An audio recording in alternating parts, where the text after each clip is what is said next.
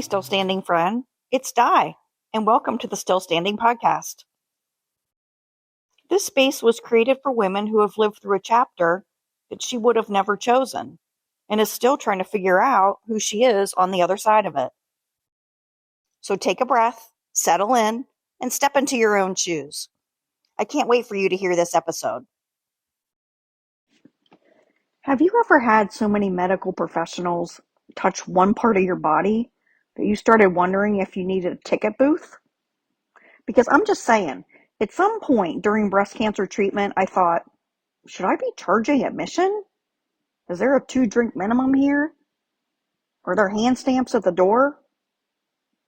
Welcome to what I lovingly refer to as the Great Boob Tour of the Midwest.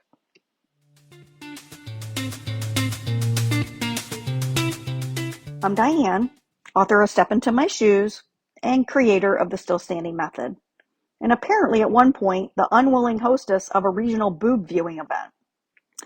Today's story is what I call the Great Boob Tour of the Midwest, and it's from my book, Step Into My Shoes.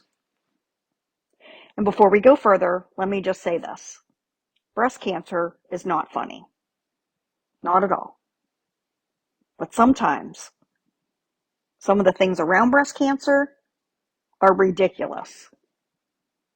And if I didn't laugh, I would have needed a full-time emotional support margarita. Set me up, IV and all. So let's get started. There are a lot of things that people prepare you for when dealing with breast cancer. The surgery, the treatment, mine was radiation, and then taking that tamoxifen pill. They prepare you for the appointments, the scans, the follow-up, paperwork. Of course, you already know about waiting rooms. And the pretending to not look like you're terrified while you sit under fluorescent lighting in a gown that's made of paper. But there's one thing that nobody warned me about. Not one single person. Not in a pamphlet. Not one cheerful little cancer binder with a stock photo of a woman in a scarf staring bravely out into the window. Nobody said, "Hey Diane, just so you know, a shocking number of strangers are about to see and touch your boobs over the next 6 months." And I mean a shocking number. Doctors, nurses, techs, residents, radiologists, their assistants, people that walk in with clipboards, people that don't even have clipboards, people in scrubs, people near scrubs, people who may or may not have been officially employed at the hospital, but they look confident enough, I don't know, like, well, I guess we're doing this now. At one point, I honestly thought, should I be charging a cover fee? Is this medical appointment or is it ladies' night? Because there should be a 2-drink minimum. Do I hear Beyonce playing in the background? Because by the time my surgery was over, I'm pretty sure half of the medical staff in the Midwest had seen my boobs. Now, I only had one boob with the lumpectomy, but both were shown full on all the time.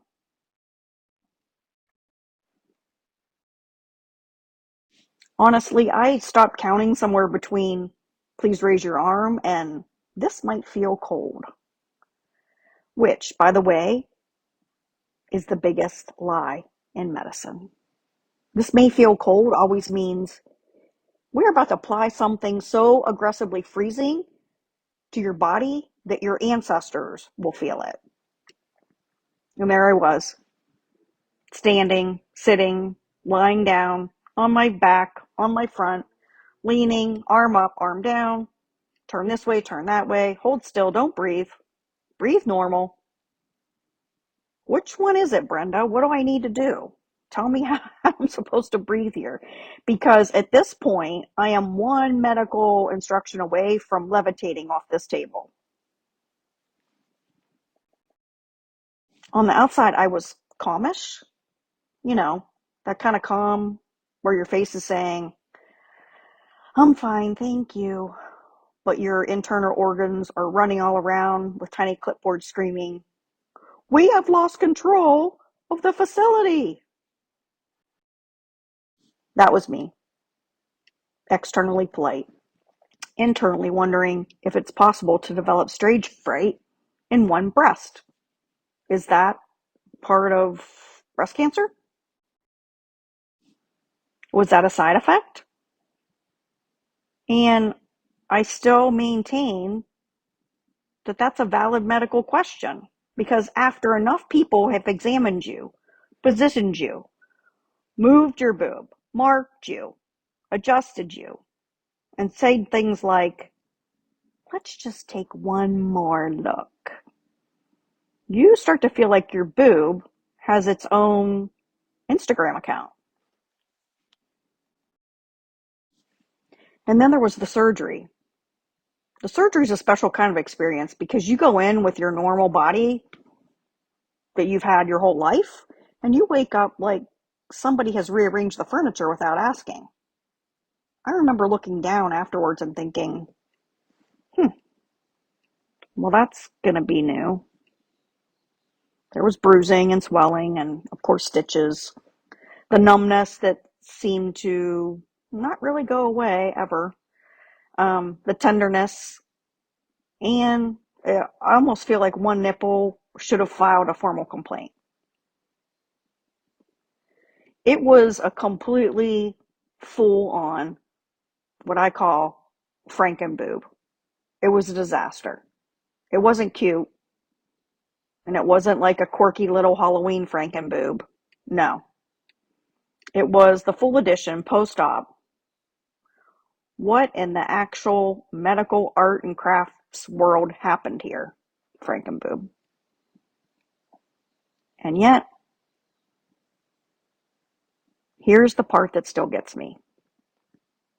Even with all that, even with the bruising, the swelling, the pain, the awkwardness, the weird medical parade, and absolutely lost of my modesty, I was grateful. Grateful every single person that touched my boob. I know that sounds weird. Which is not a sentence that I would have expected to say publicly or privately or in any setting, let alone this podcast. But I was. I mean, I am. I'm very grateful. Because every doctor and nurse and tech and person in blue scrubs and anybody that checked me, scanned me, marked me, stitched me up, adjusted me, they were all part of getting this freaking cancer out of my body. Getting it gone. Removed. Evicted. Get the hell out of here. Kind of thing. No deposit returned.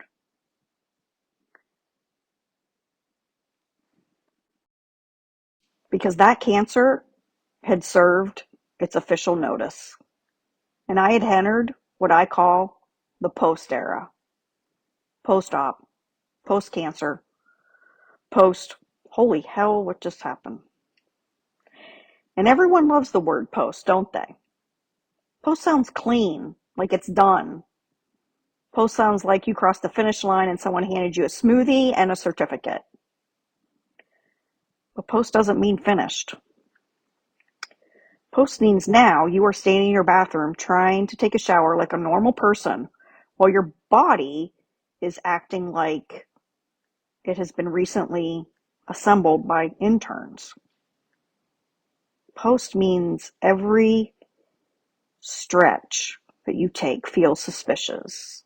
Every ache or pain puts something in your head, makes you wonder.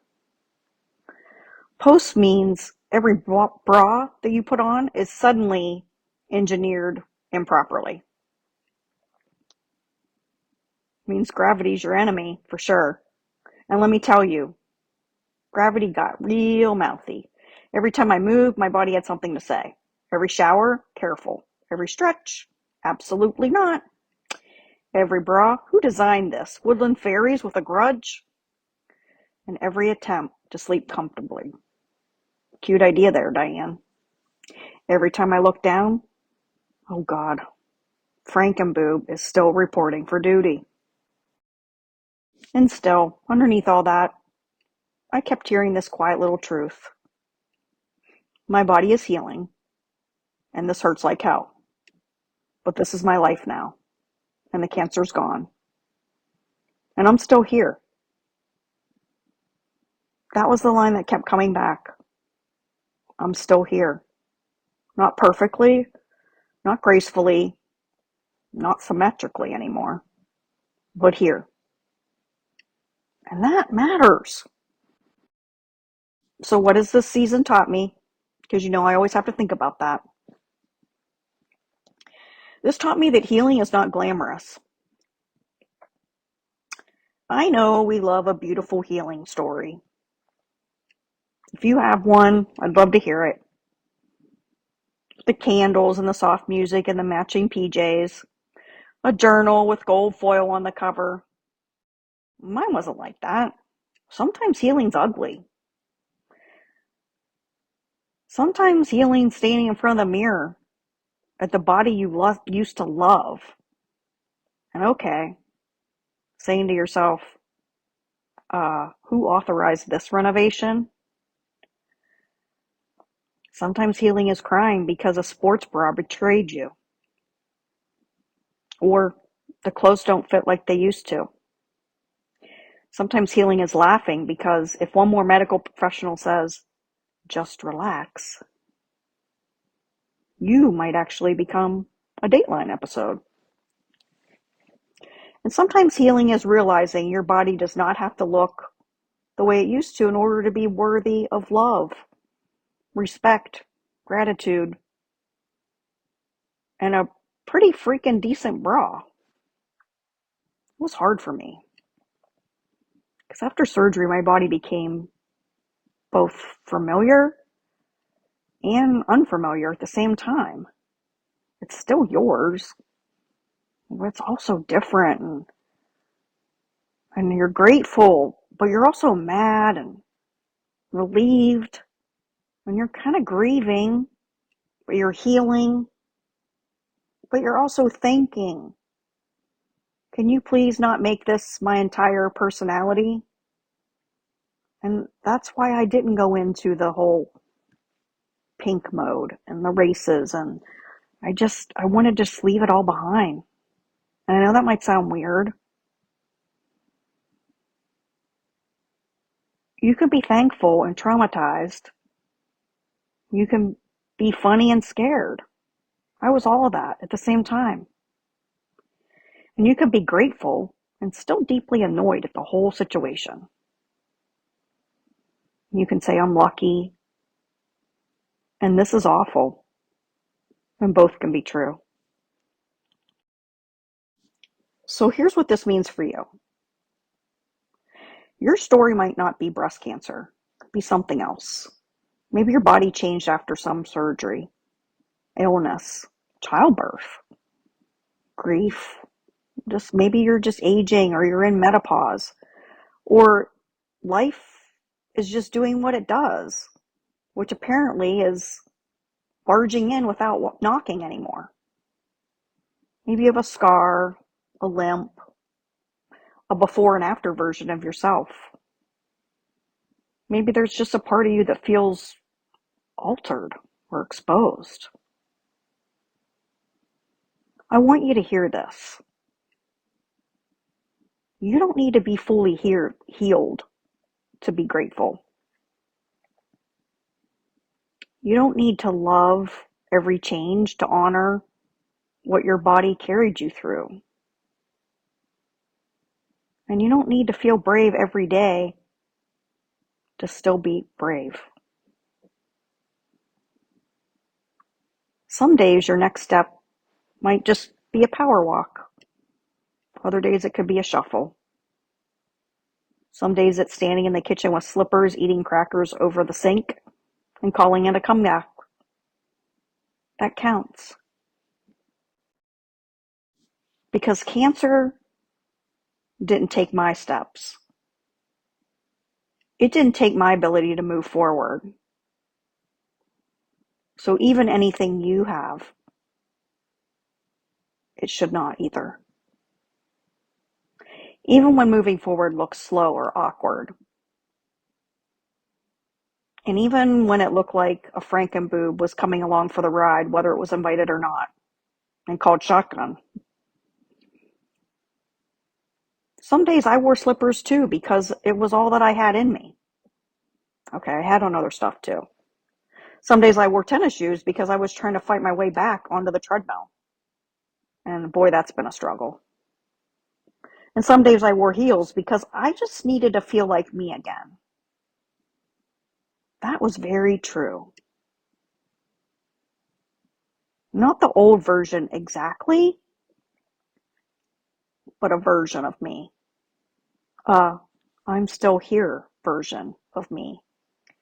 And don't count me out because one boob has been through a hostage situation. A version that can still laugh and show up and still step forward. Maybe some days I was wobbling or really not ready to walk the way I had been before, but I was still standing. And you can too. So here's the reflection question for today. What part of you has changed physically, emotionally, or even spiritually that you are still learning how to honor instead of criticize? Not fix it or hide it, not apologize for it. Honor it. Because sometimes the part of us that feel the most altered are also the proof that we survived. If today's episode hit a little close to home, or close to the boob, apparently, I created the still standing world for exactly this kind of moment. The moments that are funny and awful, and the chapters we didn't choose. The parts of yourself you are still trying to understand, rebuild, forgive, and even reclaim. Inside my still standing ecosystem, you'll find books and reflection tools, meditations and courses, all the things designed to help you come back to yourself one step at a time. It's not about perfection, and there's no pretending. There's no inspirational glitter thrown over your real life to make things just magically happen. It's just stories, tools, and humor to support you for the messy middle. You'll find all this plus a bunch of freebies at stepintomyshoeshere.com. Thank you so much for spending the time with me on Still Standing with Diane Six. I do not take it lightly that you press play, especially when life already has you juggling 47 different things, one missing charger, and possibly a school email that has already ruined your day. This podcast really does feel like an extension of the whole Still Standing community. The stories, the laughs, and the, oh, thank God it's not just me moments. And the reminder that life can split wide open. And somehow here we are, still standing, still slightly annoyed, but standing. If this episode made you laugh, think, tear up, roll your eyes in recognition, or at me, text a friend who needs to hear this. I would love for you to stay connected. Don't forget to leave a quick review. It makes a huge difference, and it helps this show reach more people, especially the ones walking through a chapter they did not choose, and needing a little humor and honesty and proof that they're not doing this all alone. Until next time, take a breath, put one foot in front of the other, and remember, life splits, but you can still stand. Bye now.